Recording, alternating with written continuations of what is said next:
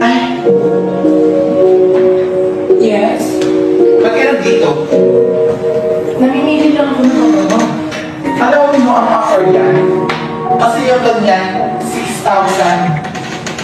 Pero gusto ko lang naman tignan ang mga pabago. Hindi mo nga afford! Pag umalis ka, Oh my God. kasi makapakil na to pag mayayaman lang. Oh my God. At alam kong mahirap ka lang. Gosh. At sino ka ba? Ang dumi-dumi mo. Hindi ka bagay sa ganitong lugar.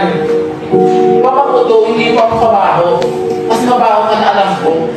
Kaya doon ka matatap sa mahirap na mga tindahan. At alam mo ba, yung ganyan mga mukha, hindi bagay sa ganitong perfume, yung bagay sa'yo, ibornan. Bago ka magsalita, tignan mo yung pagmumukha mo.